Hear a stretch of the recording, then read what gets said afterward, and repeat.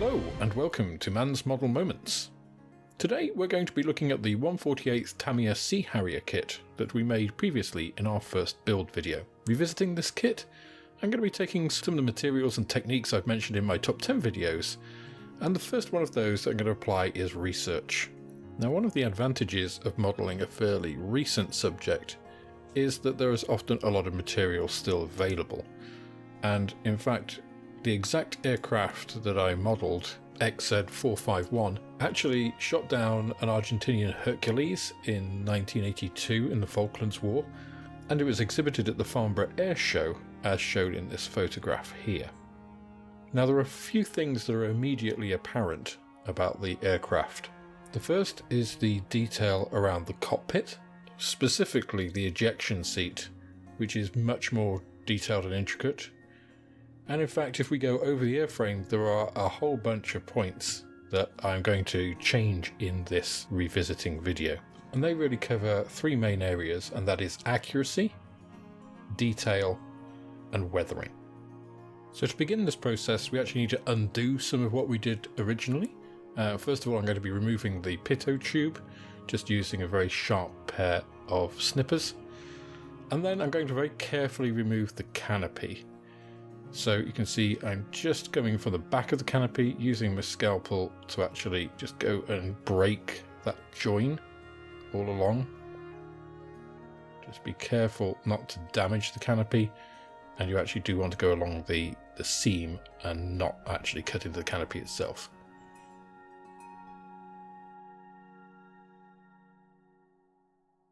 Next piece is a bit brute force, is actually removing the existing seat.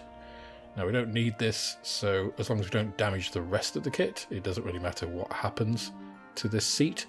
So I'm using a combination, as you can see, of these bent nose pliers, my scalpel.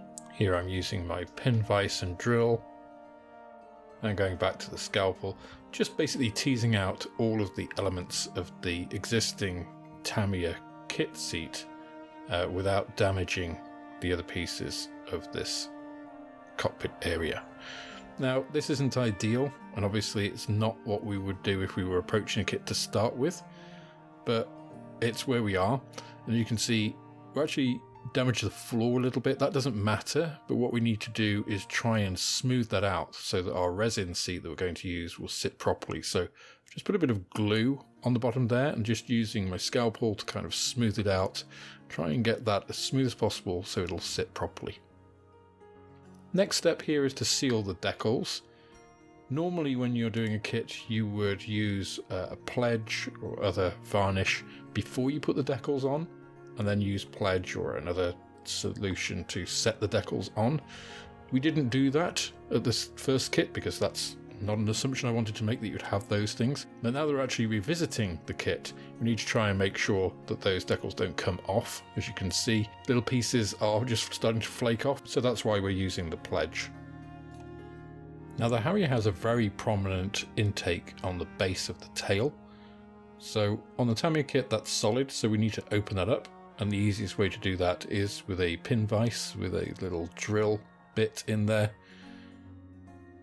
And you can see I'm just using it and not pushing, not using much force, just using the turning of the drill bit to actually make that hole.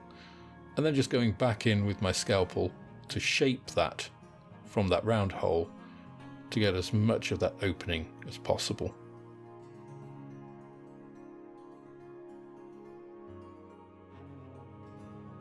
Now, in a similar fashion, you can see these little intakes either side of the cockpit need opening up, and we're just going to do exactly the same thing, just using a slightly smaller drill bit in the pin vise, but opening them up in the same way, trying to get as close to the fuselage as possible so that hole goes in nice and parallel. And a similar thing we're going to do at the wingtip fairings, which are also solid. Here you can see I've already used quite a large drill bit here to make that hole, and then we just open that up to the bottom, because that is not a solid piece, it is just a bend in the airframe. The other piece that we opened up there with the drill bit were the exhausts of the Sidewinder missiles. Moving on to the wings now, you can see here the Vortex Generators on the Harrier are quite small. triangular. On the kit, they are quite wide and square, so we need to remove those. I'm just doing that with my scalpel. It's quite easy to actually just chop them off. Just make sure you don't cut your thumb or finger while you're doing this. Coming back to the research aspect of this, I've downloaded a set of plans here for the Sea Harrier, just scaled it to 48 scale, and then this is really useful for looking at the placement of everything. So you can see here, I'm going to be looking at the intake doors here on both the top of the side, just so I can work out where to place them actually on the kit itself.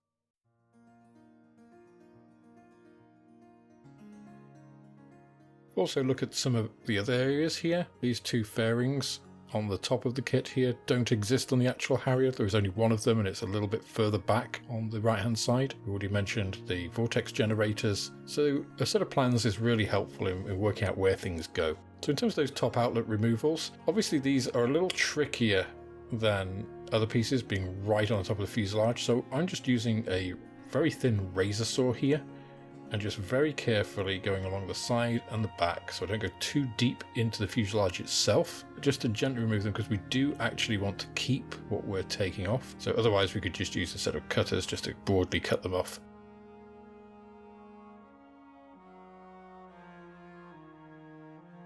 But we want to keep them for future use. Then we just need to take the other one off and smooth those areas over with a little sprue glue. Once that sprue glue has dried, then just put a bit of Tamiya extra thin over those and just gently smooth that over a little more with a scalpel, which will minimize sanding, and then we can reposition the outlet back towards this couple of vents, just holding it with a little bit more Tamiya thin. Now we are starting to accumulate a few small parts here, so in order to keep things safe, I'm just using this little makeup jar. We also use these for making weathering powders, or for keeping weathering powders that I've made in. So we just put all of these little items that we've got, these little loose pieces that we've taken off, into one of these, and it just keeps them safe and keeps them all in one place so that we don't lose them.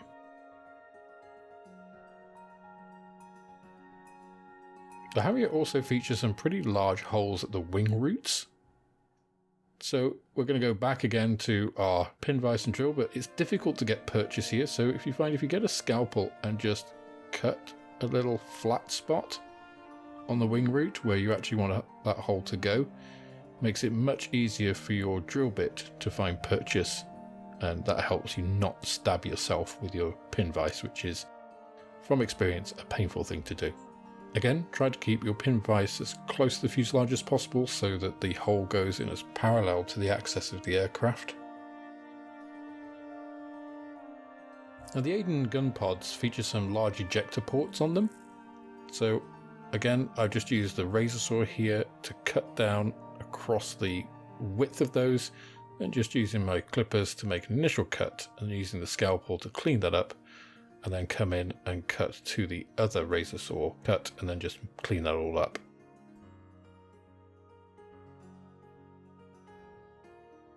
The pods also feature some pretty prominent cooling ports after the gun barrel, and you can see I've just drilled those in with the pin vise. And don't be afraid if you make mistakes. You can see here on the right pod I didn't drill them quite in the right place, and I've just filled those in with sprue glue and then just smoothed them out. So again, don't worry if you make a mistake, it's easy to correct.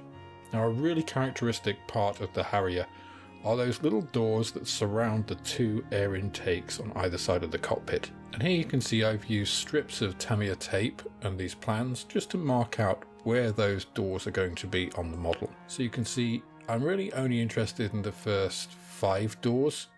After that they tend not to open and aren't as prominent, but these are the ones that tend to open and are very obvious on the model. So here you can see I've outlined where they are. Now what I need to do is remove those pieces of plastic. To open those up, as you can see I've already done the first one here. I'm just using my pin vise and a small drill bit, and just like you would in a piece of wood or something on DIY, I'm just drilling in the corners and along the edges of these panels. Again, not putting pressure on, just using the drill bit to do the work.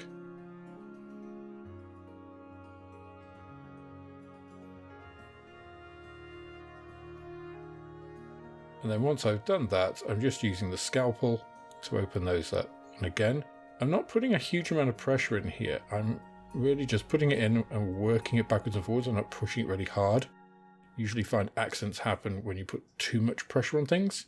Obviously supporting the kit so I'm not breaking anything, and then just popping out that excess plastic. And I can just clean up the edges with the scalpel to make them nice and sharp.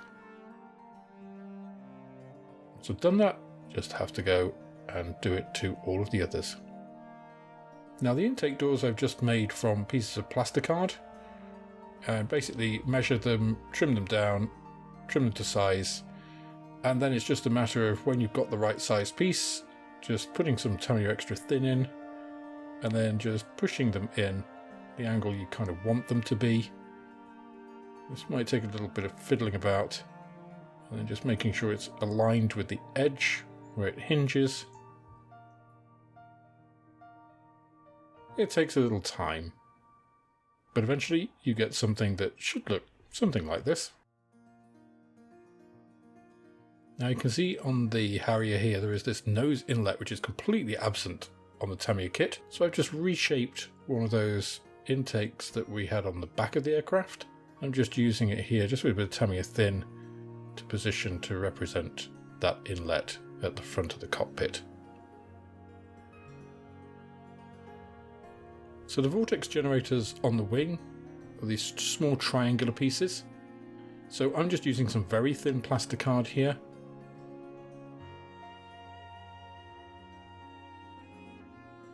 And just making small little squares of that plasticard.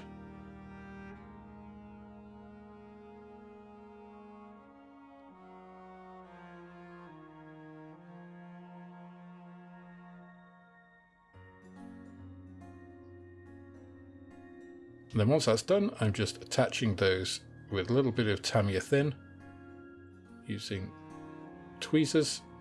It's going to be a bit fiddly. Making sure they're vertical.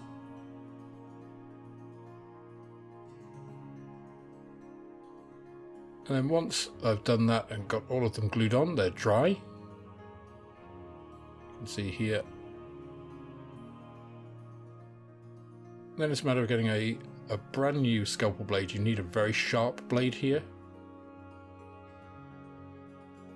And then shaping them from the squares to the small triangles on the wing. With all of that done, it's time to mask those areas and then just respray using the TS66 spray that we had before.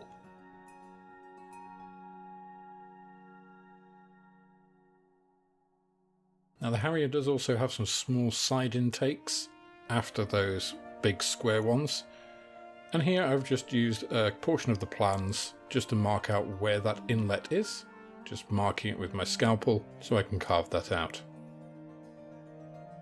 Now obviously when that's done, there are a fair few areas that still need a little bit of touching up. So obviously that inlet we've just carved is not painted. So the way I deal with these, rather than going through a huge masking job, is just get the TS66 spray we had before, just spray some into the cap. At that close range, it'll just actually form a liquid, which you can then just use a standard paintbrush and then just get in there and touch those pieces up manually.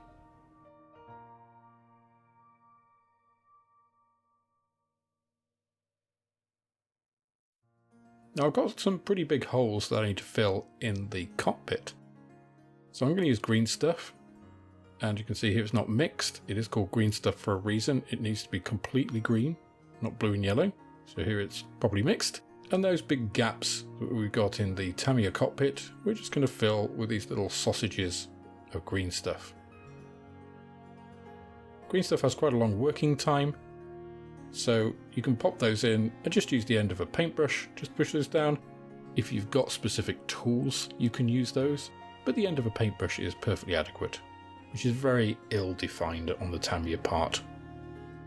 Front of the Aden gun pod, I'm just using a cocktail stick here, just covered in Vaseline to stop the green stuff sticking to it.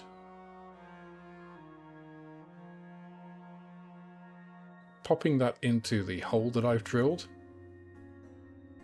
and then just using the green stuff on the kit to actually form that grade to experiment. You can always cut and carve and sand green stuff afterwards, so there's no real risk in using it. Just go ahead and try it. You'll get better as you go on with it. So the inside of the air intake on the Tamiya kit isn't that great, despite it having a fan behind it. There's a lot of stuff which isn't very accurate, so I'm going to use some air intake covers I'm going to scratch build.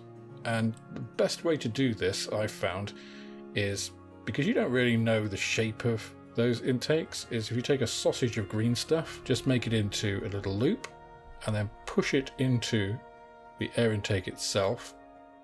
It'll automatically form to the shape of that air intake. Green stuff itself isn't a glue, so once it's dry you can pull that out, cut a piece of plastic card just inside the shape of that, super glue that to your green stuff sausage, and then I'm actually using these leftover photo etch pieces.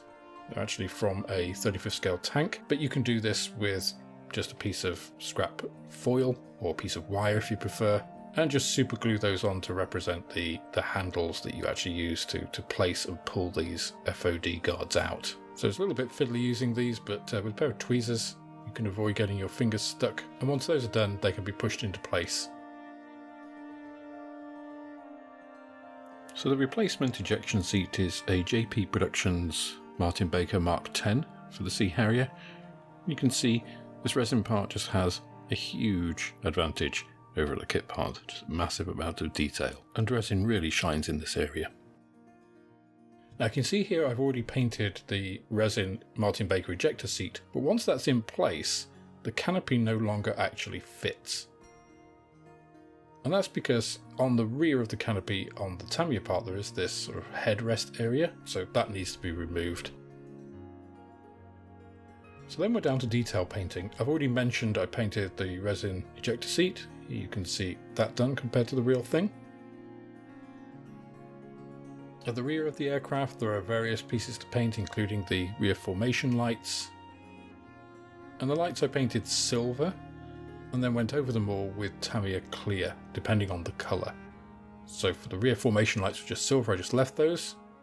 For things like the end of the wing lights here, see the red ones, that's Tamiya red. There's the large light on top of the aircraft, which you can see here. And then we have those big vents, which I'm just giving a quick wash with Tamiya panel line accent, just to create the illusion of depth in there.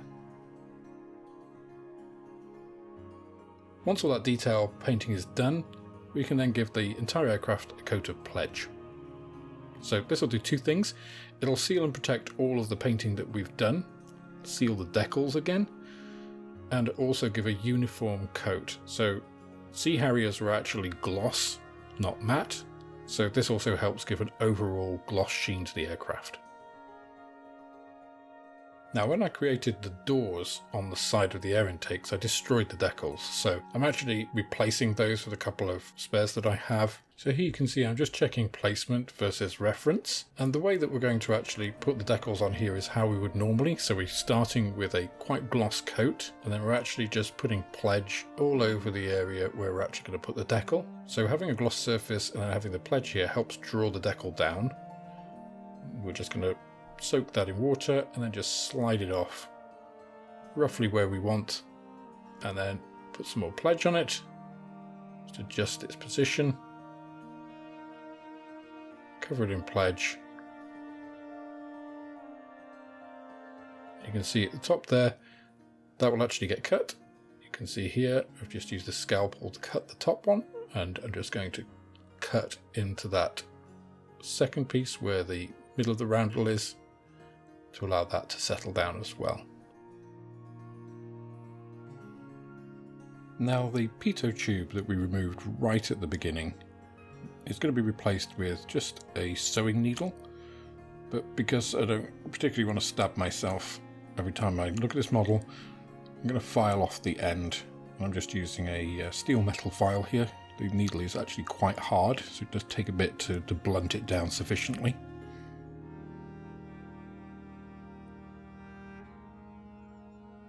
And once that's done, It's just a matter of cutting it to length, so it needs to be a little bit longer than the pitot tube sticking out of the aircraft. So I'm just leaving about 5mm to actually go into the kit.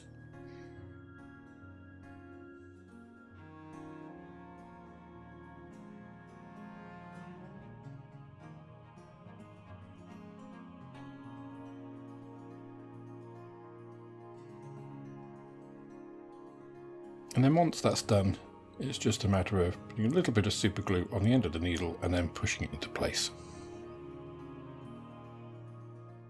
Last thing I'm going to do is weather the kit. Now we already have the pledge coat, but I find that if you just give a little bit of odorless thinners over the pledge to start with, just helps any wash flow into all of these areas.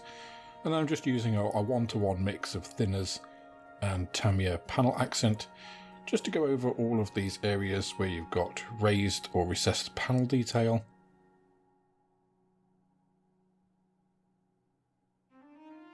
And if you find you're not getting the effect you want, or you want to darken anything, you can go back over these areas and adjust.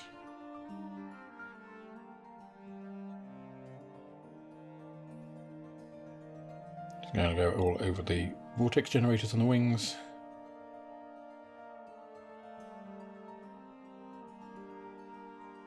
And then go over any other areas on the kit that require that definition between the raised or recessed detail and the rest of the kit. So let's see where we've got to with our revised Sea Harrier. This is the original kit that we had built at the end of the first kit video, and this is where the FRS1 looks at the end of our revision. So you can see the main areas of detail change are in the front of the kit, really around the cockpit. So here you can see we've opened up those panels and doors, we've put the ejector seat in, we've replaced the pitot tube, put that extra intake in. The wing, we've removed all of those large vortex generators, put reformed ones in and put that weathering on. The back of the kit, again, we've opened up that intake at the base of the tail, just painted all the details we didn't have before, put some weathering on there. Bottom of the kit, the Aden gun pods, which were quite featureless before, just opened those up, put some weathering on them, put those cooling ports in, reformed the ends of them. And on the top of the kit, you can see the overall changes where we've relocated, for instance, that outlet, put some weathering in some of these pieces. So you can see the changes we've made aren't dramatic. They tend to be in small areas, increasing the level of detail, the level of accuracy, the weathering to make it look more realistic. So what we had at the end of our first kit was a very clean, very simplistic look, which is great for your first kit. You don't want to overcomplicate it. You want something that you can feel proud of your achievement.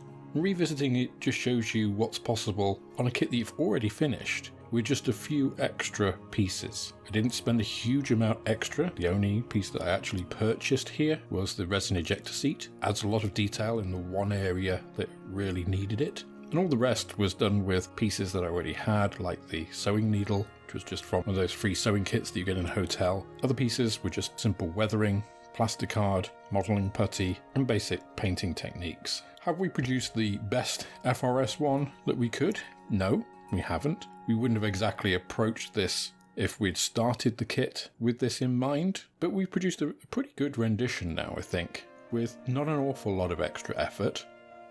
Now, there are still areas in this kit that I could go back and further improve. There's a small wind vane just in front of the pilot's cockpit window. That's actually pretty crucial to fly the plane. There are other areas that I could go back to in terms of small ports, increasing detail. I could have taken the cockpit apart a bit more and actually put in all the detail on the sides, etc. But it's a law of diminishing returns, and where you actually want to end up and how much effort you're prepared to put in is really a decision for you. It's an individual decision. Some people are just happy to put a kit together and that's it. Some people are happy just to add a few extra details. Some people want to go the full whole hog. But really, there isn't a standard that you need to achieve. This is all for your enjoyment. So the thing I want you to take away from all of this is just give some of these things a try and see. They are not that difficult. Don't feel intimidated by them. The worst you can do on a kit that you've already finished is mess it up, and then you just go on to the next kit. And you've learned something, and you'll do it better the next time, or just not do that if that's not the kind of thing that you want to do or don't feel comfortable with. This is a learning journey. You don't start off making the best models in the world. You start off learning, trying, practicing, experiencing, and ultimately where you want to end up is your own decision, what you're happy with. As long as you're happy with it, and as long as you're having fun, that's the important part. And that's what you should take away from all of this. So I hope you've enjoyed the video today. I do now have access to the community functions on YouTube, so please come there, vote on the topics that I'm posting up as polls. There's a good opportunity for us to interact a little bit. That's all for this instalment of Mann's Model Moments. Please like, subscribe and share this video if you enjoyed it. It's the best way of helping me to grow the channel and produce more content like it. With that, I hope you have plenty of modelling moments of your own, and I look forward to welcoming you on the next video.